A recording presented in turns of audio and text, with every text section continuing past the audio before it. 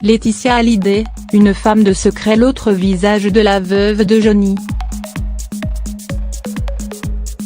Barbie déguisée en Rambo, veuve noire, et il n'aura fallu que quelques semaines après la mort de Johnny pour que l'image de la veuve éplorée ne soit définitivement abîmée. Et ce n'est pas l'interview de David, son beau-fils, dans l'émission de TF 17 à 8 qui a changé les choses. Qui est vraiment Laetitia ? Ni sainte ni salope, Dixie Laurence Piéau qui signe une enquête très fouillée. Laetitia, la vraie histoire chez Plomb. En revenant en métropole le 7 octobre pour faire la promotion du dernier album de son homme Mon pays c'est l'amour, Laetitia n'avait que ça en tête: faire oublier les déchirements familiaux, s'imposer comme la seule héritière légitime du rocker, comme la rassembleuse au nom de Johnny, de son suivre artistique. L'être mollo dans la voix sur le plateau d'Anne-Claire Coudray n'ont pas suffi à convaincre. Quel rôle a vraiment joué Laetitia auprès d'un Johnny, affaibli dans la maladie? Comment a-t-il pu sciemment déshériter ses enfants, David et Laura, mais aussi Jade et Joie de fait, puisque c'est à Laetitia, à elle seule que Johnny lègue l'ensemble de ses biens. Quelle est la situation financière de Laetitia ? Est-elle vraiment asphyxiée comment l'ont affirmé ses avocats ? Elle qui se targue, avec son père André Boudou, de l'avoir sauvée de la faillite. C'est vrai, quand la jeune femme rencontre Johnny, il dépense sans compter, les comptes en banque sont loin d'être remplis, les copains sont omniprésents. Patiemment, sa jeune épouse va écarter les indésirables. Laetitia et son père vont faire aussi des choix de gestion, pas toujours les bons, comme avec l'Amnésia, la boîte de nuit de Montparnasse dans laquelle Dédé le convainc d'investir. Durant leurs 22 années de vie commune, Laetitia et Johnny vont se construire un joli patrimoine immobilier, la Savannah à Marne-la-Coquette, estimé 16 millions et dont la vente a été gelée, la villa Jade à Saint-Barth, 40 millions, la villa Sylvestre, 5 millions, et la villa Joie, 16. Ces deux villas acquises en copropriété avec un ami du couple, Jean-Claude Darmon, mais aussi deux propriétés à Loange, la maison de Pacific Palisades, 15 millions, et le pavillon à Santa Monica, 1,5 M, une propriété dont les aînés de Johnny ont appris l'existence que récemment, au gré des audiences au tribunal et des articles dans la presse.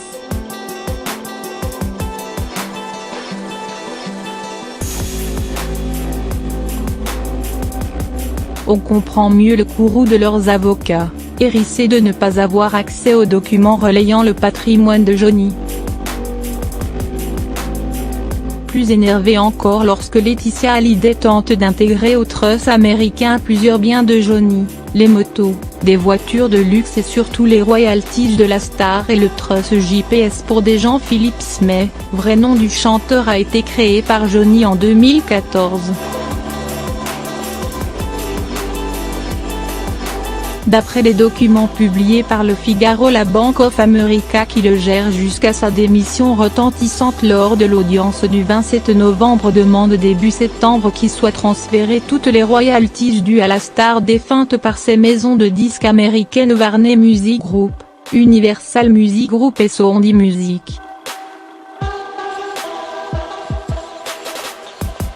La demande porte également sur 4 motos Harley-Davidson, dont raffolait Johnny Hallyday, et 3 voitures de luxe, une Lamborghini Aventador, une Bentley Bentayga et une Cobra Superformance.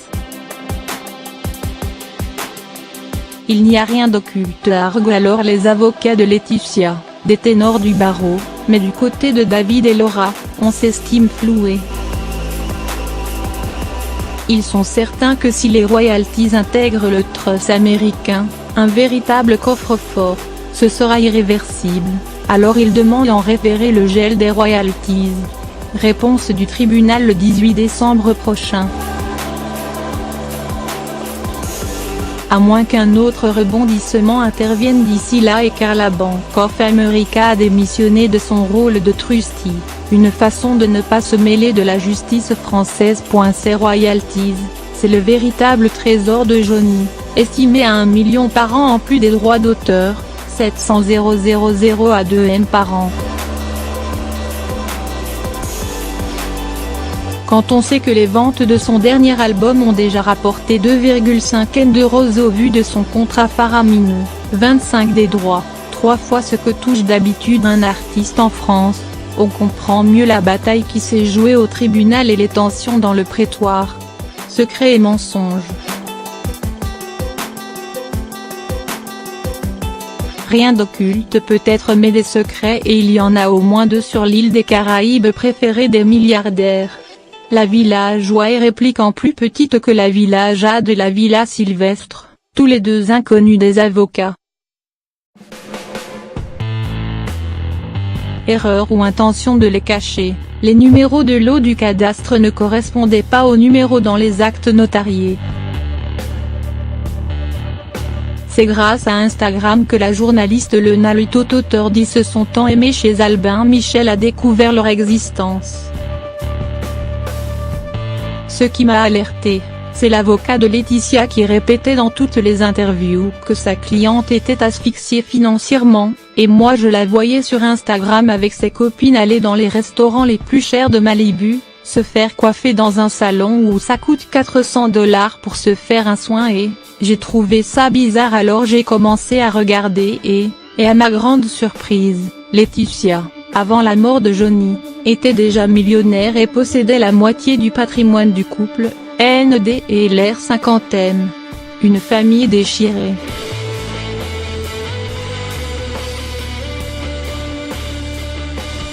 Si la confiance semble définitivement rompue entre Laetitia et ses beaux-enfants, la fracture ne date pas d'hier. Il faut remonter à 2009 et le coma de Johnny pour que les premières graves tensions se fassent jour entre la femme de Johnny et David. Avec Laura, une ado fragile, les choses sont plus compliquées encore. Mais les choses s'aggravent avec le cancer de Johnny. Au printemps 2017 d'abord, certains la soupçonnent d'avoir menti à Johnny. À l'époque, le taulier réside dans sa maison de là. Il voit peu ses aînés. Alors quand Laetitia lui apprend que David serait passé en ville sans le prévenir, il fulmine: tu vois, ils n'en ont rien à foutre de moi. Une version contestée par les proches du fils de l'artiste: il n'est jamais allé à la sans voir son père. Un malentendu peut-être. Après, le père et le fils s'éloignent. Sa blessure, plus grave, David l'a raconté très ému à 7 à 8. On l'aurait empêché de dire au revoir à son père, sur son lit de mort. J'ai passé la journée à attendre de pouvoir entrer dans son bureau, où il était hospitalisé, et je n'ai pas pu le faire. Sans évoquer le nom de sa belle-mère, Laetitia, David Hallyday affirme que le personnel médical a reçu des consignes pour l'empêcher de voir son père une dernière fois. De Laetitia ? Demande la journaliste. Oui, répond simplement le chanteur, le cœur au bord des yeux. Laetitia oppose sa version. C'est Johnny lui-même qui aurait refusé de voir ses enfants. À chacun sa vérité. Même Jade Hallyday, 14 ans, apporte sa pierre au scénario d'une famille déchirée qui n'a rien à envier aux The Ink de Dallas.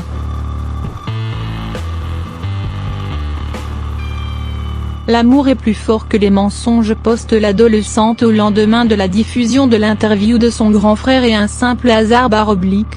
Est-ce vraiment la fille de Johnny et Laetitia qui a posté son message ? Pour l'animateur Bernard Montiel, proche des enfants de Johnny, le style ressemble beaucoup à celui de Laetitia et la vérité, Laetitia a tendance à l'écrire, à sa façon. À la réécrire aussi. En interview, elle s'est souvent épanchée sur son rôle de garde malade auprès de son père, dépressif après un chagrin d'amour. Pour aider ce père dépité, elle l'aurait rejoint aux États-Unis et ma fille n'est pas venue me soutenir à 13 ans, mais plutôt à 18 ans, corrigent Andréa Laurence Piéau et François Vignol dans leur livre. Elle exagère encore une fois. C'est vrai que j'avais un chagrin d'amour, j'étais un peu malheureux, mais je n'ai jamais été prostré dans une chambre noire.